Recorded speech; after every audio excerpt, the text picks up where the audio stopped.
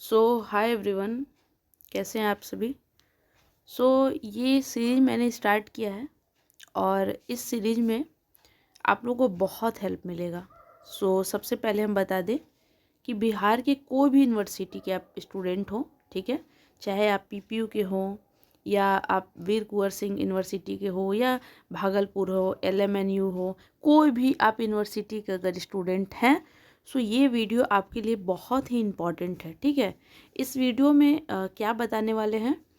इस वीडियो में हम बताने वाले हैं कि जो आप लोग का सेकेंड सेमेस्टर है, सेमेस्टर 1 का तो एग्ज़ाम हो गया, रिजल्ट आ गया।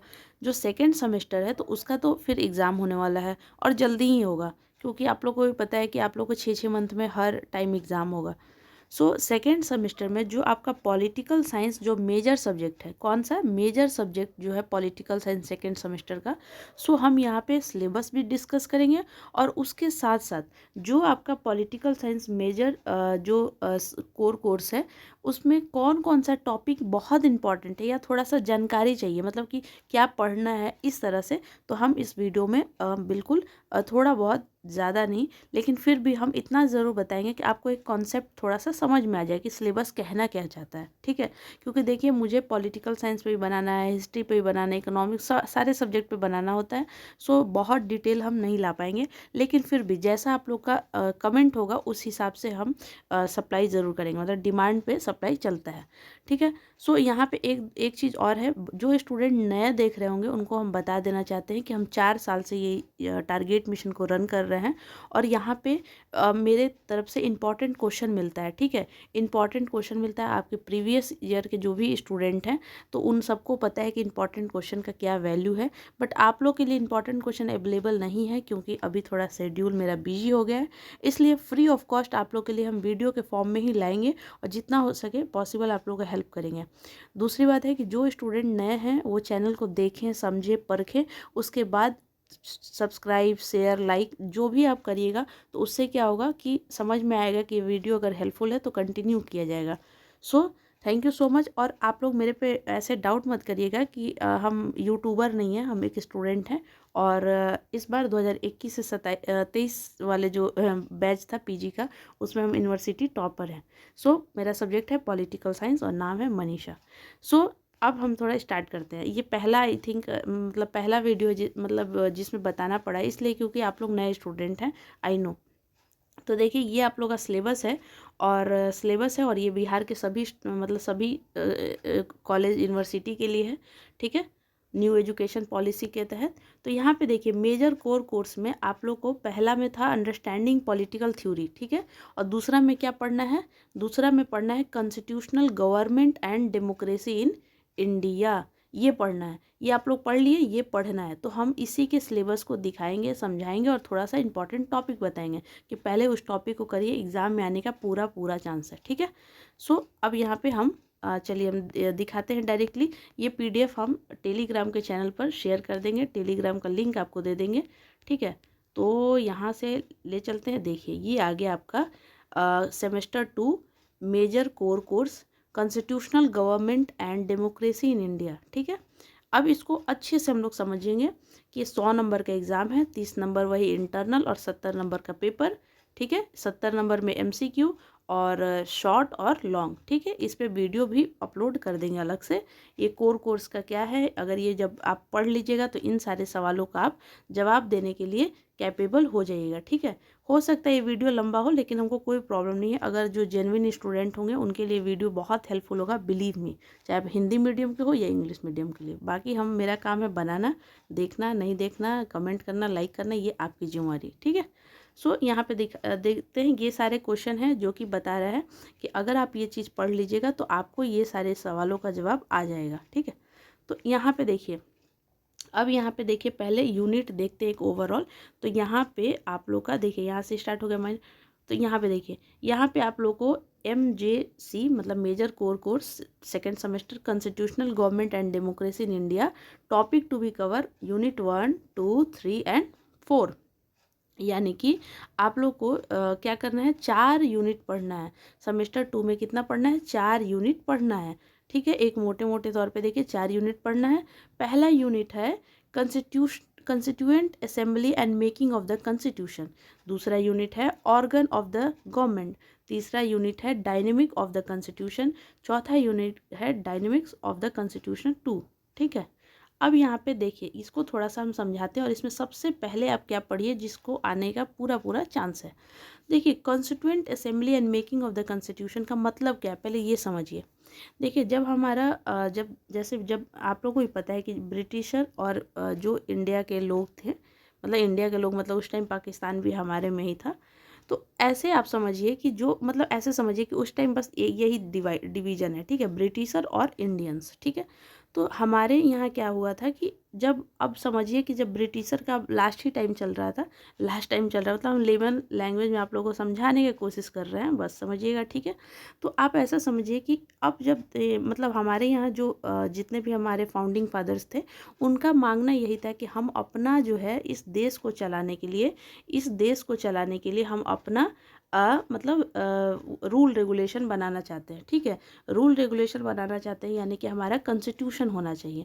कॉन्स्टिट्यूशन क्या है, एक लिविंग डॉक्यूमेंट है जिसमें रूल रेगुलेशन है कि ये भारत कैसे चलेगा, इसका क्या नियम होना चाहिए, कानून होना चाहिए। जैसे कि आपके घर में भी कुछ नियम कानून होगा कि बेटा तुमको 7 बजे से पहले ही आ जाना है, 10 बजे के बाद बाहर नहीं जाना। तो ये क्या है, एक नॉर्मल रूल रेगुलेशन। बट ऐसा भी तो हो सकता है कि शादी में जाना हो तो 12 बजे आ सकते हो। तो देखिए, फ्लेक्सिबिलिटी भी आ गया। तो इस तरह से कहने का मतलब कि हर चीज़ को चलाने के लिए एक रूल रेगुलेशन होना चाहिए। वैसे ही हमारे भारत में भी भारत को चलाने के लिए एक कॉन्स्टिट्यूशन बनना ज़रूरी था। तो हमारे जो फाउंडिंग फादर्स थे, जैसे कि पंडित जवाहरलाल नेहरू हैं, महात्मा गांधी जी हैं, फिर अटल बिहारी वाजपेयी, फिर आप लोग के सरदार वल्लभ भाई पटेल, तो जितने भी फाउंडिंग फादर्स थे, तो ये सब, सच्चिदानंद सिंह, फिर जितने भी हैं, बहुत सारे लोग, बहुत सारी जो हमारी वुमेंस थी वो लोग, मतलब सब लोग जो हैं, सबकी मांग क्या थी कि BM रॉय। तो क्या था कि हमारा एक कॉन्स्टिट्यूशन होना चाहिए। उसको सबसे पहले कॉन्स्टिट्यूशन का मांग भी कौन किए थे, BN रॉय, जहाँ तक हमको याद है। ठीक है, तो उसको बनाने के लिए, अब कुछ चीज़ बनने के लिए क्या होना चाहिए, कैसा बनेगा, इसमें क्या लिखा जाएगा, क्या क्या होना चाहिए, मतलब ये एक इतना बड़े, मतलब इतने पॉपुलेशन वाले कंट्री को बनाने के लिए आप नॉर्मल नहीं उठकर और एक पन्ना पे लिख दीजिएगा, ऐसा तो नहीं होगा। तो इसको बनाने के लिए क्या करना पड़ेगा कि आपको बहुत सारा चीज़ करना होगा। तो इसको बहुत कुछ बनाने के लिए आपको पहले कमेटी बनाना होगा। इस कमेटी में लोग होंगे, फिर ये लोग बहस करेंगे, बातें करेंगे, कुछ ऐड करेंगे, कुछ सब्ट्रैक्ट करेंगे, बहुत सारा चीज़। तभी तो 2 साल 11 महीना 18 दिन लगा था। तो इसके बाद ये कॉन्स्टिट्यूशन बना। तो ये कैसे बनेगा, इसमें कौन लोग होंगे, क्या होगा, कैसे होगा, ये सब आपको पढ़ना है इस पहले टॉपिक में, कि constituent assembly and making of the constitution. So जो यहाँ लोग थे, ये सब क्या हुए, कॉन्स्टिट्यूएंट असेंबली के पार्ट हुए, और ये क्या बनाएंगे, हमारा संविधान।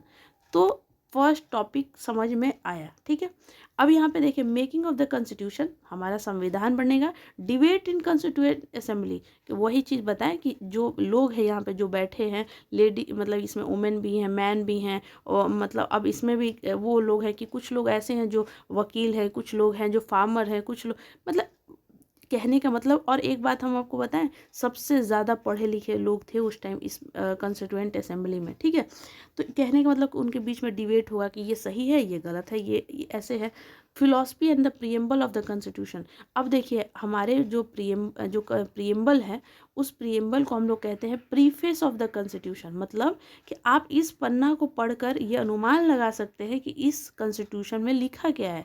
फॉर एग्जाम्पल, कि अब देखिए, जैसे आप लोग के पास बुक होता है, तो बुक में फर्स्ट चैप्टर में ही आप, मतलब फर्स्ट में पेज में ही लिख देता है कि सारा चैप्टर ये ऐसा है। मान लीजिए यहाँ पे लिखा हुआ है बॉडी ऑर्गन, तो आपको पता है कि अच्छा, बॉडी ऑर्गन के बारे में पेज नंबर 43 पे है। यानी कि इस पेज को देख कर ही आपको पता क्या चल जाएगा कि ये किस चीज़ से रिलेटेड है। अब ऐसा तो नहीं हो सकता ना कि यहाँ पे लिखा हुआ है लंग, बोन, लीवर, और आप ओपन किए तो यहाँ पे लिखा हुआ है भारत, पाकिस्तान, बांग्लादेश, ऐसा तो नहीं है। यानी कि ये शो करेगा कि इसमें है क्या, इसलिए इसको क्या कहते हैं, प्रीफेस। तो यहाँ पे प्रियम्बल के बारे में पढ़ना है। फिलॉसफी मतलब कि हमारा फिलॉसफी मतलब होता है कि हमारा दर्शन, या मतलब हमारा सोच समझ सब कुछ दिखाता है प्रियम्बल में। Silent feature of the constitution, हमारा कॉन्स्टिट्यूशन कैसा है, तो साइलेंट फीचर में क्या है, लेंदियस कॉन्स्टिट्यूशन है, बहुत बल्कि भी है, फिर यहाँ पे फ्लेक्सिबल और रिजिडिटी भी है। तो इस तरह से रिटेन कॉन्स्टिट्यूशन है हमारा। तो बहुत जगह से लिया गया हुआ है, मतलब बहुत सारे चीज़ इसमें से, जैसे आयरलैंड से लिया गया है, ब्रिटेन से लिया गया है, अमेरिका से लिया गया है, तो बहुत जगह से लिया गया है। तो इस तरह से बनाया गया है कि मतलब क्या है फीचर हमारे कॉन्स्टिट्यूशन का। उसके बाद कॉन्स्टिट्यूशन में ही आपको फंडामेंटल राइट क्या होता है, फंडामेंटल ड्यूटी क्या है, और डायरेक्टिव प्रिंसिपल क्या है। अगर तीनों में एक मोटे मोटे तौर पे समझाएं, फंडामेंटल राइट ऐसा मतलब जो है ये जो है मतलब आपको अधिकार मिला है। किससे अधिकार मिला है, आपको कॉन्स्टिट्यूशन अधिकार दिया। और स्टेट मतलब यहाँ पे जो रूलिंग जो गवर्नमेंट होते हैं उनको थोड़ा सा रिस्ट्रिक्ट किया है कि देखो भाई आपको ये नहीं करना है। और आपको क्या कह रहा है कि देखो भाई तुमको ये अधिकार मिला है, पढ़ने का अधिकार है, घूमने का अधिकार है, बिजनेस करने का अधिकार है, भारत में आप घूम सकते हैं, मतलब right to equality, freedom, right against exploitation, ये सब कुछ, लेबर आप नहीं रख सकते बच्चों को, सब कुछ इसमें आपको मतलब अधिकार मिला है, ठीक है। और ये अधिकार ऐसा है कि अगर आपसे कोई छीनेगा तो आप उसके लिए सुप्रीम कोर्ट, हाई कोर्ट जा सकते हैं। अब इसमें आर्टिकल है कि 226, 36 ऐसे, ये अब फिर ये बारीकी से पढ़ना पड़ेगा इसको। यहाँ पे फिर यहाँ पे ड्यूटी क्या है कि भाई हम आपको राइट्स दे रहे हैं तो आपका भी तो कुछ फ़र्ज होना चाहिए कि नहीं। तो ये ड्यूटी है, ठीक है, ये ड्यूटी है कि भाई तुम अपने जो हमारे फ्लैग है उस फ्लैग को रिस्पेक्ट करो, आप अपने भारत के धरोहर को रिस्पेक्ट करो, बस मत जलाओ, मतलब आप जो सरकार की संपत्ति उसमें मतलब बर्बादी मत करो, क्योंकि वो हमारा ही तो है। अब हम ट्रेन जला रहे हैं तो ट्रेन जला रहे हैं तो वो ट्रेन है किसका, किसके पैसा से है, हमारे भारत के लोग जो टैक्स दे रहे हैं उन्हीं के तो पैसा, मतलब हमारे ही बीच का तो पैसा है, चाहे वो टैक्स डायरेक्ट हो इनडायरेक्ट हो। तो ये सब है। फिर डायरेक्टिव प्रिंसिपल क्या है कि जो मतलब जो सरकारें हैं उनको कहा जाता है, मतलब उनके लिए निर्देश है। डायरेक्टिव प्रिंसिपल निर्देश है कि भाई तुम जो अगर कुछ लॉ बना रहे हो तो तुम थोड़ा इन बातों का ध्यान रखना जिससे लोगों का कल्याण हो। इस तरह से समझ में आया। देखिए हम अपने तरीके से समझाने का कोशिश किए हैं, बाकी कैसा लगेगा बताइएगा, ठीक है। तो फर्स्ट टॉपिक का मतलब यही है कि the constituent assembly and making of the constitution में ये टॉपिक है। अब अगर आप हमसे पूछेगा कि सबसे पहला अगर सवाल अगर आ सकता है तो वो आएगा प्रीएम्बल के ऊपर, सवाल आएगा silent feature of the constitution. दो चीज़, अब इसमें फंडामेंटल ड्यूटी भी इम्पॉर्टेंट है, तो ये 3 पहले करिएगा, फिर करिएगा लेकिन 3 पहले करिएगा, ठीक है। अब देखिए, अब सेकंड में थोड़ा अब हम फास्ट चलते हैं। सेकंड है ऑर्गन्स ऑफ द गवर्नमेंट। अब अगर मान लीजिए कि ये जो गवर्नमेंट है, सरकार है, तो इसके कुछ मतलब पार्ट भी तो हैं। जैसे ये मान लीजिए एक लड़की है तो इसके लड़की के हाथ है, पैर है, तभी तो ये जा रही है, कुछ किसी को दे पा रही है, आँख है तो देख पा रही है। ये थोड़ी ना कि अगर इसको हाथ हटा दीजिए, पैर हटा दीजिए तो ये क्या है, कुछ नहीं है। तो ये चल रहा है क्योंकि ये सब इनसे जुड़े हुए हैं। तो वैसे ही हमारे ऑर्गन ऑफ द गवर्नमेंट क्या है, लेजिस्लेचर। देखिए ये 3 पार्ट के ऑर्गन है, लेजिस्लेचर, एग्जीक्यूटिव और जुडिशियल। लेजिस्लेचर, एग्जीक्यूटिव और जुडिशियल, इसका काम है लॉ को बनाना कि क्या सही है क्या गलत है, उसके मतलब क्या सही है नहीं, सॉरी, मतलब क्या मतलब रूल रेगुलेशन है। जैसे अभी मान लीजिए कि मतलब ये मान लीजिए कि जीएसटी आया था, या मान लीजिए कि अभी आ रहा है यूजीसी। जैसे यूजीसी का ही ये देख लीजिए, या आपका एजुकेशनल पॉलिसी देख लीजिए। तो ये सब मतलब ये लॉ बनाना और इस लॉ को इम्प्लीमेंट करवाना कि हाँ भाई तुम ये करो, वो करो, ये कानून ऐसे, ठीक है। और ये जो लॉ बना है वो सही है या गलत है, कहीं आपका फंडामेंटल राइट का हनन तो नहीं हो रहा है, तो वो काम है जुडिशरी, कोर्ट का देखना, ठीक है। तो एक मोटे मोटे तौर पे हम समझा दिए, लेजिस्लेचर का काम है लॉ बनाना, एग्जीक्यूटिव का काम है लॉ को इम्प्लीमेंट करवाना, और जुडिशरी का काम है देखना कि क्या ये मतलब कहीं आपका कॉन्स्टिट्यूशन को हनन तो नहीं कर रहा है, कॉन्स्टिट्यूशन के रूल रेगुलेशन को। तो इस तरह से, ठीक है। अब इसको देखिए, लेजिस्लेचर कौन बनाता है लॉ, तो पार्लियामेंट बनाता है। तो पार्लियामेंट में अभी यहाँ पे क्या क्या आएगा, पार्लियामेंट में आपका आ जाएगा लोकसभा, राज्यसभा और प्रेसिडेंट, तीनों आ जाएंगे। तो ये लोकसभा और राज्यसभा इंपॉर्टेंट है, यहाँ पे डायरेक्टली दिया नहीं है बट इंपॉर्टेंट है। फिर यहाँ देखिए एग्जीक्यूटिव में कौन आ जाएगा कि जो मतलब एग्जीक्यूट करना है, यानी कि आपसे करवाया जाएगा, एग्जीक्यूट करने का काम, प्रेसिडेंट और प्राइम मिनिस्टर। जुडिशरी यानी कि अपॉइंटमेंट ऑफ द जज इन high court, supreme court, power of function of the high court. तो यहाँ पे हाई कोर्ट या सुप्रीम कोर्ट, तो ज़्यादातर यहाँ पे मतलब अगर इम्पॉर्टेंट के तहत देखिए तो यहाँ पे सुप्रीम कोर्ट ज़्यादा इंपॉर्टेंट है। फिर यहाँ पे प्रेसिडेंट और प्राइम मिनिस्टर और प्रेसिडेंट बहुत इंपॉर्टेंट है। पार्लियामेंट में आपको लोकसभा और राज्यसभा को ज़रूर ही पढ़ना चाहिए। तो इस तरह से इसमें 3 टॉपिक बहुत इंपॉर्टेंट फिर भी आपको पढ़ना है, बट ये 3 ज़्यादा अच्छे से। अब यहाँ पे देखिए डायनेमिक्स ऑफ द कॉन्स्टिट्यूशन। देखिए एक होता है स्टैटिक्स जो बिल्कुल स्टैटिक्स है मतलब नहीं बदलेगा, लेकिन एक होता है डायनेमिक्स जो समय के साथ बदलेगा। ठीक है, तो यहाँ पे देखिए amendment procedure, major constitutional amendment, unitary federal feature of the Indian constitution, central state relation, election commission, electoral reform, emergency provision in the constitution. देखिए यहाँ पे अब यहाँ पे देखिए तो यहाँ पे क्या है कि अमेंडमेंट प्रोसीड्यूर, मान लीजिए ये जो आपका कॉन्स्टिट्यूशन है ये तो बन के रेडी हो गया।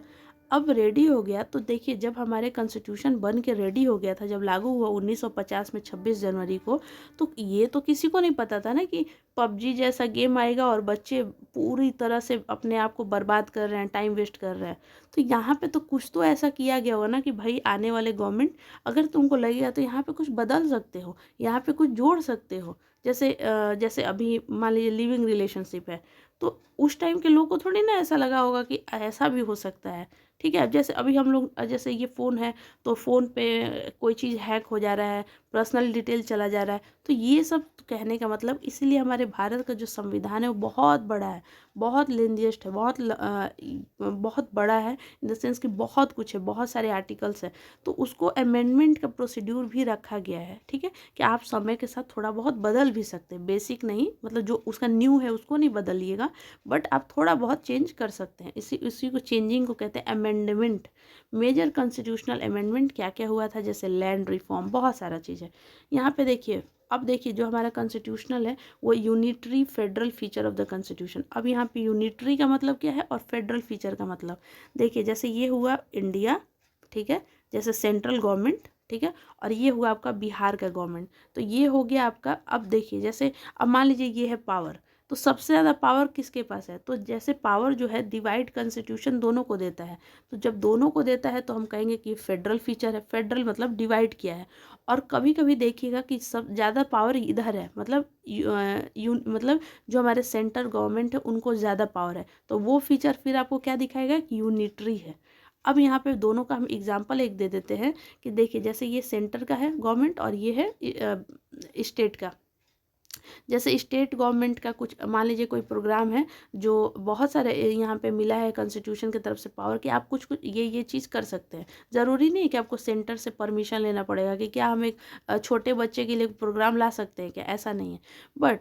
बट कुछ चीज़ ऐसा है जैसे मान लीजिए कोविड के टाइम पे कि सेंट्रल गवर्नमेंट बोला है कि लॉकडाउन, ठीक है, तो ऐसा नहीं कह सकता है कि बिहार कहेगा कि नहीं भाई हम तो कुछ नहीं कर सकते, हमको लॉकडाउन नहीं लगाना है। आप ऐसा नहीं कर सकते, आप कम या ज़्यादा कर सकते हैं बट बिल्कुल अवॉइड नहीं कर सकते। मान लीजिए कि इंडिया में इमरजेंसी लग गया और यहाँ के लोग कहें कि नहीं हम तो अपने मन का रहेंगे, ऐसा नहीं हो सकता। तो हमारे यहाँ भारत में दोनों तरह का फीचर अवेलेबल है, यूनिटरी भी है और फेडरल भी है। सेंट्रल स्टेट रिलेशन आप समझ रहे होंगे, election commission, electoral reform, emergency, ये सब। तो इसमें इंपॉर्टेंट क्या है, इलेक्शन कमीशन इंपॉर्टेंट है। उसके बाद इस पे यूनिटरी और federal feature of the constitution important है। तो इतना पढ़िए, फिर इमरजेंसी भी पढ़िए। तो इसमें 3 टॉपिक भी बहुत इंपॉर्टेंट बताएं। उसके बाद देखिए यहाँ पे भी क्या है, पॉलिटिकल पार्टी समझ रहे होंगे आप। नेशनल, रीजनल पार्टी मतलब जैसे मान लीजिए बिहार है तो यहाँ पे कुछ राजपूतों का पार्टी, तो कुछ यादव जी का पार्टी, तो कुछ किसी का पार्टी, तो किसी का पार्टी। रीजनल पार्टी मतलब होता है कि अपने क्षेत्र में कुछ कुछ पार्टी लोग बनाए हुए हैं। ठीक है, अब यहाँ पे गवर्नर और chief minister, changing role of the governor और लोकल सेल्फ गवर्नमेंट। सबसे पहले अगर किसी को पढ़िएगा तो लोकल सेल्फ गवर्नमेंट को पढ़िएगा, उसके बाद पॉलिटिकल पार्टी को पढ़िएगा, उसके बाद आप गवर्नर को पढ़ सकते हैं। तो हम 3 टॉपिक सब में बताए हैं, चारों यूनिट को हमने समझाया है। आई नो वीडियो लंबा हो गया बट देखिए हम इसमें कुछ नहीं कर सकते, क्योंकि हम अपने तरीके से थोड़ा डिटेल में बताने का कोशिश किए। और ये वीडियो देखने के बाद अब मुझे नहीं लगता है कि आप लोग को कोई भी डाउट होगा सिलेबस को लेकर, इंपॉर्टेंट टॉपिक को लेकर, इसको पढ़ने को लेकर। अब इसको अच्छे से डिटेल से आप कैसे पढ़िएगा, बस टॉपिक डालिए यूट्यूब पे और जाकर अच्छे से हिंदी में पढ़ना है तो हिंदी में, इंग्लिश में पढ़ना है तो इंग्लिश में पढ़ लीजिए। नोट्स कैसे बनाना है, गूगल पे डालिए parliament, notes on parliament, Hindi में चाहिए इन हिंदी, इंग्लिश में चाहिए इन इंग्लिश, और उससे एक पन्ना का नोट्स बना लीजिए और चैनल पर जाकर देख लीजिए कि 32 पेज कैसे लिखना है। मस्त आपका बिल्कुल एग्ज़ाम के लिए टॉपर बनने के लिए तैयार हो जाइएगा। सो यहाँ तक ये वीडियो किसने देखा है, क्या समझ में आया, ये मुझे वेट रहेगा आप लोग के कमेंट का। So thank you so much, wish you all the best. देखिए अब इसके बाद ये बुक वगैरह बताया, लेकिन मुझे ऐसा कुछ पर्सनली नहीं लगता है कि आप हर सेमेस्टर में बुक खरीदिए। बहुत अच्छे अच्छे नोट्स मार्केट मतलब आपको यूट्यूब पर गूगल पे मिल जाएगा। आपको पढ़ना है, गूगल का मतलब विकीपीडिया नहीं होता है। अगर आपको ये सारे देखने हैं तो आप, एक बुक आता है इंग्लिश में लक्ष्मीकांत या डीडी बसु का, तो आप बुक ही डायरेक्टली पीडीएफ में डाउनलोड कर लीजिए और आप सब पढ़ सकते हैं। और एक बात और, जो स्टूडेंट यूपीएससी बीपीएससी एसएससी किसी का भी प्रिपरेशन करते होंगे, उन सब में ये बहुत इंपॉर्टेंट चैप्टर है। So thank you so much, wish you all the best. फिर भी आपको कोई अगर क्वेरी हो कमेंट करिएगा, अगर जितना पॉसिबल हो सकता है हम ज़रूर हेल्प करेंगे। So thank you so much, wish you all the best. आप लोग का लाइक कमेंट और शेयर का मुझे बहुत ही वेट रहेगा। So thank you.